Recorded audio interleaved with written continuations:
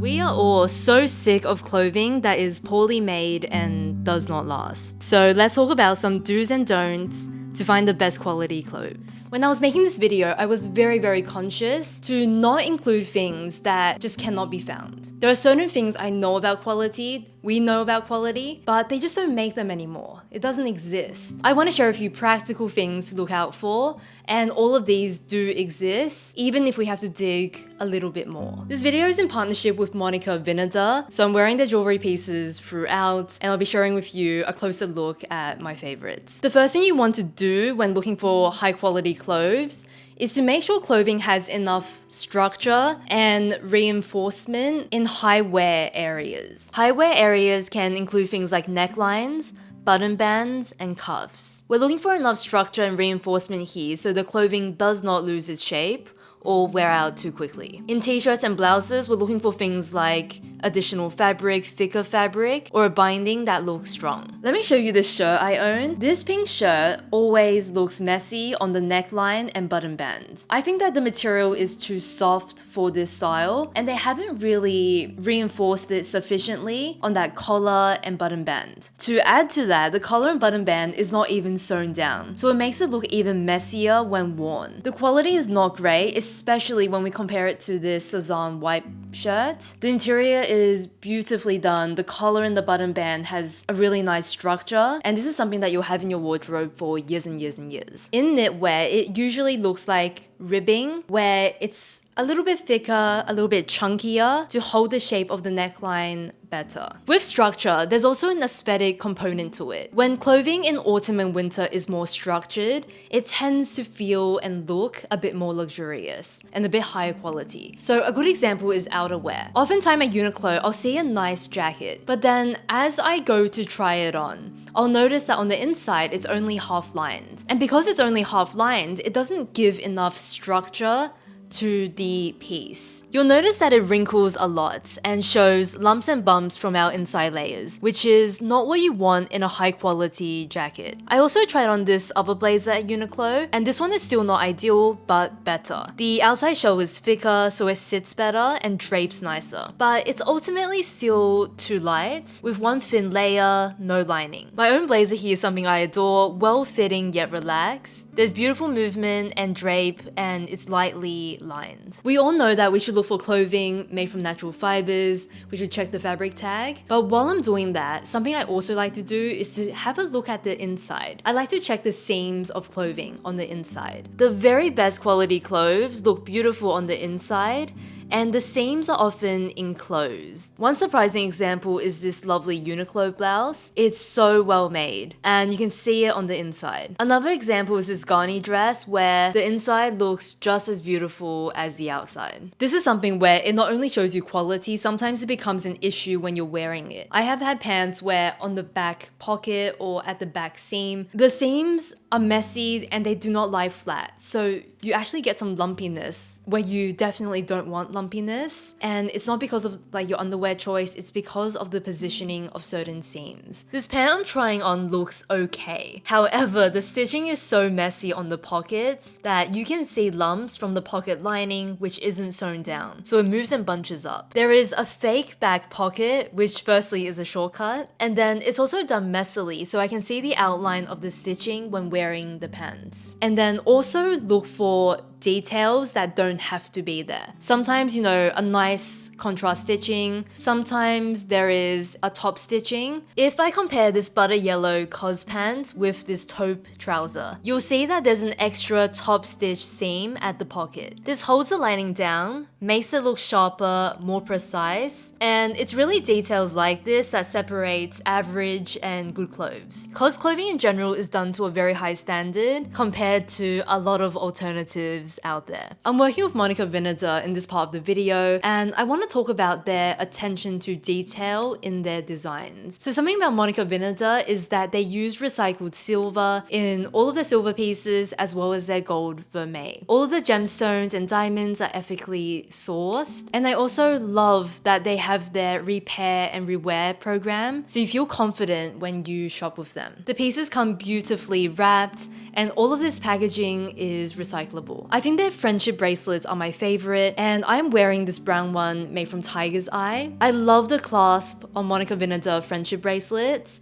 and I love the little chain that hangs. It looks pretty no matter where you see it. I'm also wearing one of their cord bracelets with a pear-shaped diamond. I love having textured bracelets, and I think this will look really incredible with my everyday bangles as well. One of my jewelry favorites of all time is the beaded necklace. It's kind of a weakness of mine, and today I'm wearing this one made from green onyx. So this deeper green shade not only looks good in contrasting lighter colors, but of course it'll fit into any autumnal palette. And then for my earrings, I've gone for a very subtle stack for today. All of these pieces are made from 14 karat gold, and with the hoops, I adore the fact that they have a very organic shape. So it's not like a perfectly round hoop, it's got some texture and detail that I think makes dainty jewelry so much more interesting. If any of these pieces catch your eye, everything will be linked down below. I have a discount code with them if you'd like to save a little for your next order. Thank you so much, and let's get back into the video. When we're talking about building a high quality wardrobe, let's talk about what to look for in handbags. I've been having a think lately about what makes a good quality bag, and this brand comes to mind. So this is a very small French brand, and there are a few things that they do that makes me feel like it's a very high quality piece. So firstly, classic heritage designs. A lot of their bags are adapted from old styles,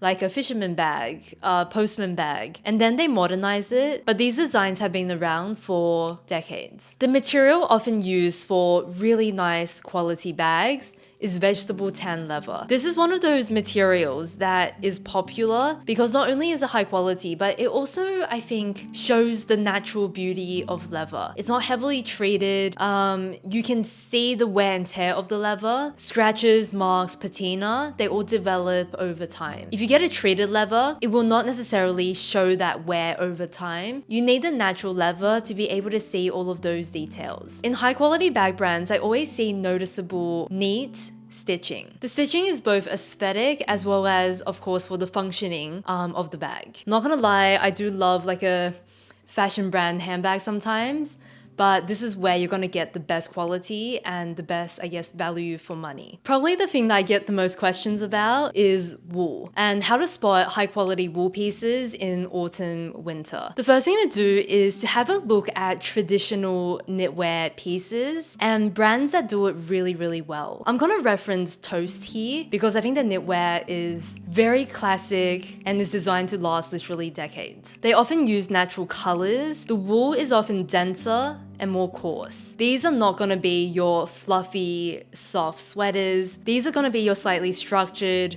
slightly coarse wool. The reason they use this wool is because it holds its shape, it lasts forever, and it's the most durable. It's also more natural and hasn't been treated as much as softer alternatives. Just to clarify, when I say coarse, I don't mean very itchy, rough, or uncomfortable, but I'm just trying to acknowledge the fact that wool has a natural texture that can feel slightly rough. I noticed this when knitting, that things like Irish stonagles, Scottish wool, and more rustic yarn tends to wear and last better than more processed, but slightly smoother feeling yarns. So when I knit, I always prefer the rustic options. An exception to everything is that merino wool always feels soft and always lasts pretty well in my wardrobe. This is a fiber that I've had really good luck with in both knitwear I've purchased as well as knitwear I've made. The pieces I come across made from merino are super soft on skin, it lasts well, and while everything is case by case, merino is always a good starting point. I might be the exception here, but I also love the feeling of softish,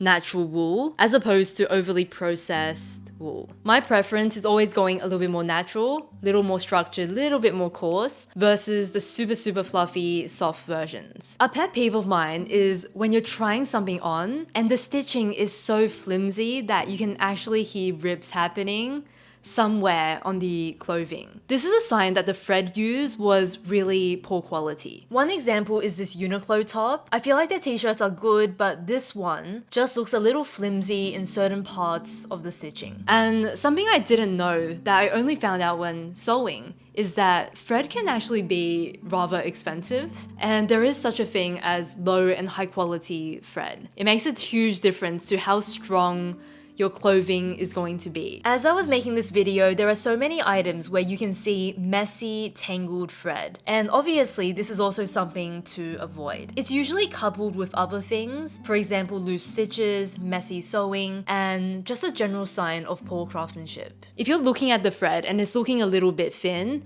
it's probably a bit delicate. If you're looking at the stitches and they're placed really far apart, you also want to skip that item because it's gonna break with some wear. This is a really easy thing to spot. Either in the change room or just visually looking at an item, you'll be able to see. Bonus tip, if you're shopping in person, check all the versions of the item you're interested in. So if you're interested in this pant, for example, and there's a rack of the same pant, take a quick look at the others. In this case, I saw the same pant I was trying on with the worst pilling I've ever seen in the new garment. This is a sign to put this item back immediately, or it's literally money down the drain. I was chatting with my mom the other day and we were talking about how a lot of shoes just don't last as well as they used to. The thing about shoes is that sometimes as you wear them down, you'll notice that pieces literally fall off and it reveals the inside. If a shoe is made from really low quality leather, it's actually not a single piece of leather, but it's bonded leather, so little pieces glued together. And these are the shoes and these are the leathers that are not gonna wear well over time. Whereas if you have a high quality leather, that's like a piece of leather, it's gonna wear a lot more elegantly over time. And certain shoes, you get marks on them, but they never look terrible. You just need to polish them, you need to maintain them. Whereas other leather shoes literally start flaking, and it's because of whether they use bonded leather or like a real piece of leather that's higher quality. The bonded leather is still technically leather, but it doesn't wear the same as a nicer quality single piece of leather. Both my mom and I have had experiences where we've worn a shoe literally twice, and already like pieces are falling off the front because it impacted or it hit something or scraped against something when we were walking. I will say once again, like handbags, heritage brands are really good at this. There are a lot of brands I know of, for example, Thursday Boot Company. My partner has a lot of their shoes, they last really well. For me personally, I have a pair of R. William boots. Expensive, but they last literally forever. If you're getting like a classic autumn winter shoe, this is an area where it feels worth it to have something that's gonna last you many, many years. If you're trying to build a really high quality wardrobe and you like the workwear aesthetic, these are pieces that are literally designed to last. I think historically they were extremely durable, and to this day there are a lot of brands making it using more traditional techniques, and they're still materials that generally wear well no matter whether you buy it from a fashion brand or a heritage brand. They generally just last better. I'm talking about corduroy pieces. I'm thinking about like cotton canvas workwear jackets, denim of course. All of these things, if it is your aesthetic, tend to hold up for a long time. They tend to wash easily and wash well over time, and are pieces that just feel indestructible. Next up, you can't have good quality without good design. So going back to this Uniqlo jacket, I like this jacket. It's nice in both the fabric and the quality is technically good. However, a chore jacket or a barn jacket has a long history in workwear, and the design is meant to be practical. This is clearly a fashion piece because it does not have proper functional pockets on the jacket, well, lower on the jacket. Good quality always includes and retains good design. Let's talk specifically about coats for a moment. Because a coat is something you'll wear every single day, autumn and winter, This is a very hard wearing piece in a wardrobe. So here are some things I'm always looking for. Firstly, drape. Not all fabrics drape well. There are certain wools that just don't drape very nicely, whereas other wools just have the most beautiful movement when we're wearing them. The Tibi coat, the reason I like it so much is because it drapes really well, and the way it just kind of falls feels really elegant. Something to look out for, something quite noticeable, is any puckering of seams, especially when they're in very visible spots, along the sleeve, on the shoulder. If the seam puckers, it tends to look a little poorly made. Sometimes there's puckering of fabric in the shoulder area, which can be due to messy linings again. It can mean the shoulder area is a bit tight after layering, or the fabric once again is too light and shows the inner layers of our clothing. I always feel like it's a bit of a shame when you get a really nice coat and it's lined in polyester, or it's lined in a cheap, stuffy fabric. So this is a combination that I'm always looking at,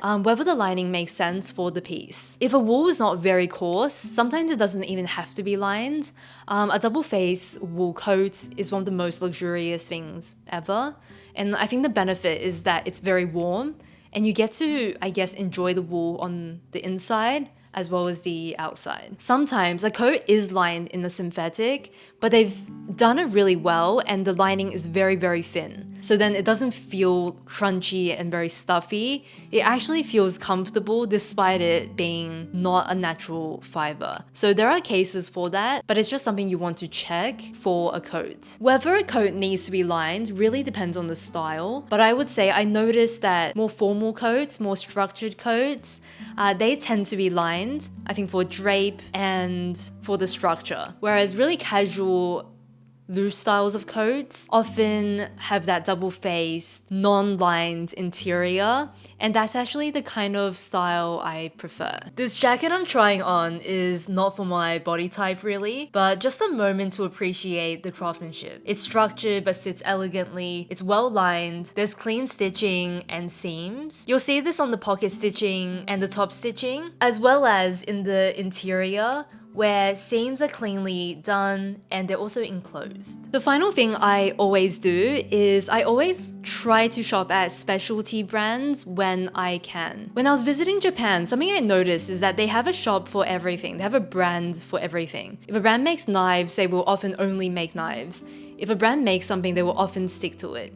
And I think in fashion, a lot of brands make a bit of everything. If I'm buying jeans, I still feel like the best brand is like Levi's, or if I want to go higher end, Rag & Bone, places that specialize in jeans. If I want to get black boots, going to certain brands that specialize in shoes and in boots. When a brand doesn't make everything, if they're still in business, chances are they're doing a pretty good job at making the thing that they're making. Uniqlo, even though they make everything, I think their core piece is probably their cotton t-shirts, and they never stray far from this. They always have 101 styles, and Uniqlo I honestly kind of link to t-shirts. For handbags, I always feel like a handbag brand is superior than a fashion brand. Sometimes a fashion brand will create a design that we fall in love with, but in terms of quality and like the best pricing, handbag brands always usually